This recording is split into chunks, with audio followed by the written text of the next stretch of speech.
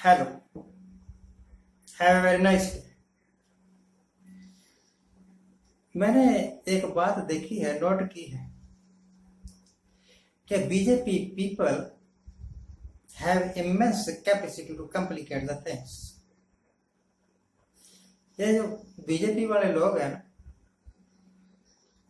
इनके अंदर बहुत कुव्वत है, बड़ी कैपेसिटी है। वे किसी भी चीज को उलझा सकते हैं। Immense capacity. अभी एक यूपी में ऑर्डर पास हुआ और एडमिनिस्ट्रेशन द्वारा लागू किया गया कि सड़क के किनारे किनारे जो होटल हैं या जो रेडी पटरी वाले दुकानें लगाते हैं, उनको हर एक शख्स को, दुकानदार को अपना नाम लिखना होगा।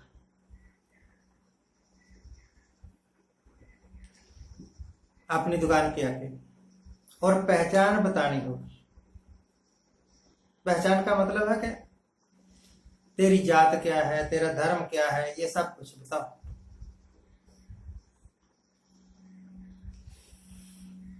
ये ऑर्डर पास हुआ और 24 घंटे के अंदर अंदर ही इसके अगेंस्ट रिएक्शन आने शुरू हो गए। यानी जो ऑपोजिट पार्टियां थी वो कूद पड़ी और इसको एक मुद्दा बना लिया। अब ये हफ्ता भर चलता रहेगा सिलसिला। सिलसिले तो हमेशा ही चलते रहते हैं, घटना नहीं चलती, इंसिडेंट नहीं चलता।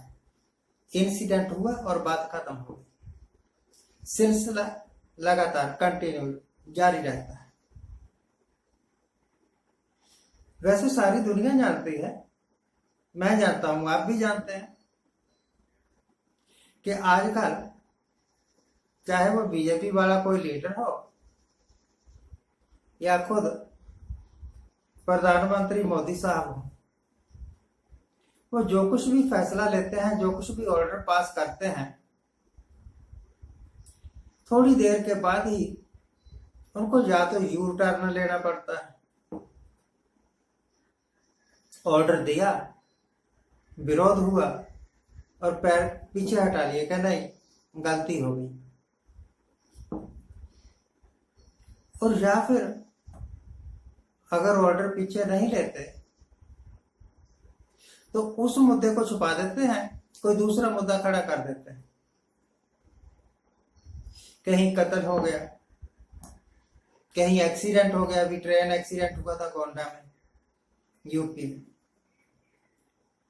तो फिर सारी रिपोर्टिंग उस तरफ हो जाती है और ये बात छिप जाती है। एक मैडम थी,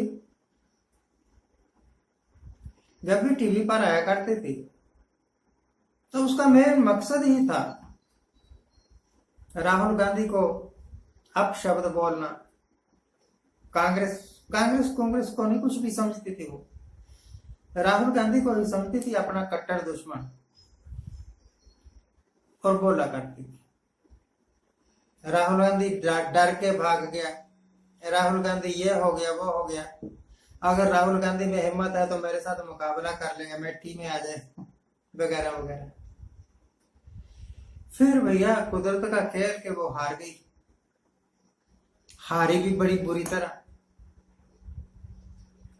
यानी राहुल गांधी के जो पीए साहब थे उनसे हार गई। तो शायद अगर राहुल गांधी इलेक्शन लड़ते तो शायद जमानती जब्त हो जाती। आजकल दिखाई नहीं देती। उसके बारे में राहुल गांधी ने एक बात कही अपने कांग्रेस वालों को कि इन मैडम जी के वास्ते ऐसे शब्दों का प्रयोग ना करो जो अपमानजनक हो। राजनीति में हार जीत तो होती रहती, तो किसी को बुरा क्यों कहना।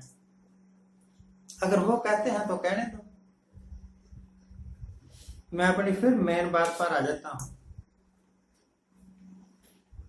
बोर्ड लगाओ, अपनी दुकान के सामने, क्या नाम है, पहचान क्या है। मैं हैरान हूं कि मान लो कि रेडी लगाने वाला एक मुसलमान है और उसने सेब की रेडी लगाई हुई है या केले की रेडी लगाई हुई है, तो उसकी रेडी का केला, उसकी रेडी का सेब या उसकी रेडी का आम मुसलमान सेब कहलाएगा, मुसलमान आम कहलाएगा, मुसलमान केला होगा। या अगर वो हिंदू है तो उसके रेडी का जो फल है, केला है, संतरा है, जो कुछ भी है, तो वो हिंदू केला होगा, हिंदू सेब होगा। इस ऑर्डर का तो कोई मतलब ही नहीं है, इस ऑर्डर का कोई मतलब नहीं। अगर ऑर्डर देना तो ये ऑर्डर दे देते कि यूपी में अगर कोई भी ऐसा केस हुआ जहां पर बलात्कार शब्द का प्रयोग हो रहा हो, तो अपराधियों को जो पकड़े जाएंगे उनको फांसी दी जाएगी। या अगर कहीं पर कोई पुल टूटता है और भ्रष्टाचार सामने आता है तो भ्रष्टाचारियों को मौत की सजा दी जाएगी, तो शायद भ्रष्टाचार कुछ कम हो जाता। अब केले वाले को, फल बेचने वाले को या समोसे बेचने वाले को ये नाम लिख दो अपना, क्या आपकी दुकान मुसलमान की दुकान है, आपकी दुकान हिंदू की दुकान है। हिंदुओं में मुझे यह तो एग्जैक्ट कैलकुलेशन नहीं है मेरे पास, परंतु मुझे लगता है कि 10 में से 5 हिंदू जरूर मीट वगैरह खाते हो, 7 के हिंदू शराबें पीते हैं,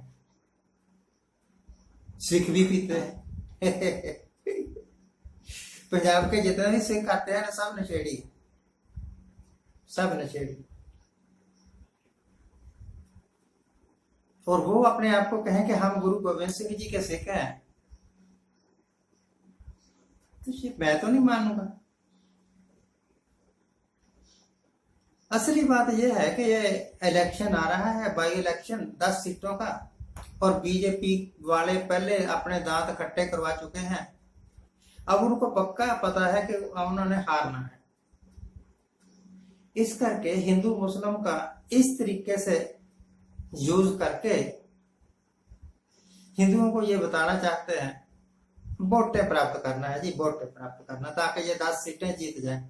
10 तो नहीं जीतेंगे पर 5 सीटें जरूर जीत जाएंगे। वो इस करके जीत जाएंगे क्योंकि सरकार इनकी है, एडमिनिस्ट्रेशन इनकी है, और जिसकी सरकार होती है, आमतौर पर अमूमन देखा गया है, जिसकी सरकार होती है ना, कांग्रेस की सरकार है तो वहां कांग्रेस के बाई इलेक्शन में लोग जीत जाएंगे, बीजेपी की सरकार है तो वहां बीजेपी के बाई इलेक्शन में लोग जीत जाएंगे। लोग सोचते हैं ऑपोजिट पार्टी को वोट पाएंगे और वो जीत भी गया तो कोई काम तो नहीं करवा सकेगा, इस करके इनको वोट डाल दो, निकम्मे ही सही, शायद कोई काम कर दें, पर काम को कोई नहीं करता। जो जीतते हैं इस करके नहीं जीतते कि उन्होंने आपके कोई काम करने हैं, इस करके जीतते हैं क्योंकि उनको लगता है कि 10, 20, 50 करोड़ कमा लेंगे। पॉलिटिशियंस के वास्ते कमाई का धंधा है, डेमोक्रेसी का इलेक्शन, और आप पब्लिक सोचती है कि हमारे काम करेंगे। जब कांग्रेस वाले नहीं आए थे ना हिमाचल में, तो ये कहा करते हैं कि 300 यूनिट फ्री देंगे। अभी 125 यूनिट फ्री मिल रहे हैं, परंतु वो बीजेपी वाला ने दिए। अगर आपने वायदा किया था तो आप वायदा पूरा करो, अगर आप वायदा पूरा नहीं करते तो इसका मतलब ये वायदा खिलाफी है। वचन करे ते खिसक जाए, बोलन सब कच्चा। आपने एक वायदा किया और पूरा नहीं किया तो आप में और नरेंद्र मोदी में फर्क क्या रह गया? बस यही बात है। दौड़े हुए हैं किसी तरीके से, आइदर बाई हो और by crew, I should get the seat.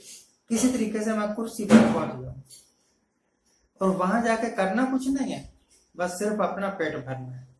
Thank you very much for watching, keep watching.